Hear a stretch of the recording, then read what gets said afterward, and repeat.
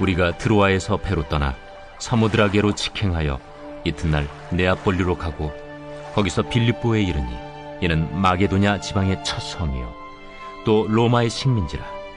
이 성에서 수일을 유하다가 안식일에 우리가 기도할 곳이 있을까 하여 문밖 강가에 나가 거기 앉아서 모인 여자들에게 말하는데, 두아디라시에 있는 자색 옷감 장사로서 하나님을 섬기는 누디아라 하는 한 여자가 말을 듣고 있을 때 주께서 그 마음을 열어 바울의 말을 따르게 하신지라. 그와 그 집이 다 세례를 받고 우리에게 청하여 이르되, 만일 나를 주 믿는 자로 알거든 내 집에 들어와 유하라 하고 강권하여 머물게 하니라. 우리가 할렐루야. 주의 말씀으로 새로운 날을 시작하시는 모든 분들에게 크고 놀라운 은혜가 넘쳐나시길 간절히 소망합니다. 무더운 날씨 가운데도 강건한 삶을 살기를 소망하고 주의 은혜가 넘치는 하루하루 되시길 간절히 소망합니다. 빌립보에서 수일이 지나도록 바울은 아무 일도 할 수 없었습니다. 사도행전 16장 10절에 보면 하나님이 저 사람들에게 복음을 전하라고 우리를 부르신 줄로 인정함이러라. 그래서 이곳으로 오긴 했는데 당장 누구를 만나야 할지, 무슨 일을 어떻게 해야 할지 막막하기만 했습니다. 그러던 중 안식일이 되었습니다. 기도할 곳이 있을까 하여 문 밖 강가에 나갔는데 일단의 여인들이 거기 모여 있었습니다. 바울은 그들에게 기도할 곳이 있는지 물었던 것 같습니다. 그런데 이어지는 말씀이 이렇습니다. 오늘 본문 14절 말씀입니다. 두아디라 시에 있는 자색 옷감 장사로서 하나님을 섬기는 루디아라 하는 한 여자가 말을 듣고 있을 때 주께서 그 마음을 열어 바울의 말을 따르게 하신지라. 루디아라는 한 여인, 그녀는 평소에 하나님을 공경하는 사람이었던 것 같습니다. 그런데 하나님께서 이 여인의 마음을 열어주셨습니다.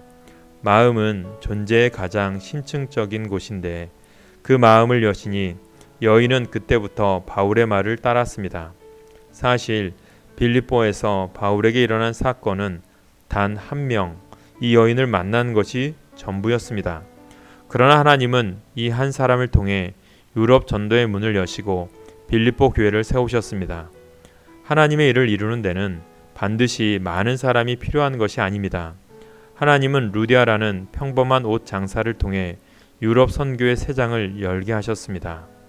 우리는 드로아에 있을 때에 바울의 갈등을 압니다. 사도행전 16장 7절에 보면 무시아 앞에 이르러 비두니아로 가고자 애쓰되 예수의 영이 허락하지 아니하시는지라. 그는 영이 깨어있는 사람이었기에 하나님의 뜻을 눈치채고 이곳에 온 것입니다. 그런 바울을 위해 하나님은 직접 한 여인의 마음을 열어 그를 따르게 하셨습니다.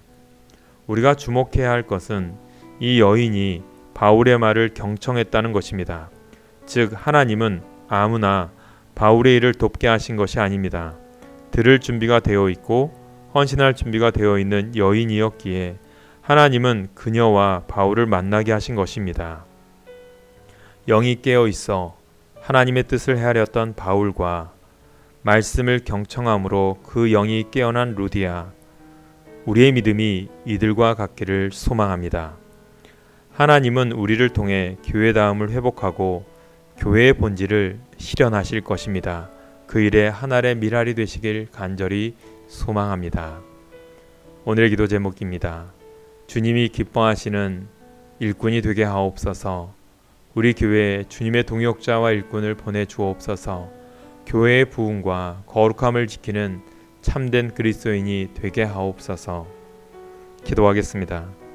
하나님, 우리의 영이 잠들지 않게 하옵소서. 하나님의 말씀을 경청하고 늘 기도함으로 영이 깨어서 우리를 향한 하나님의 뜻을 밝히 알게 하옵소서.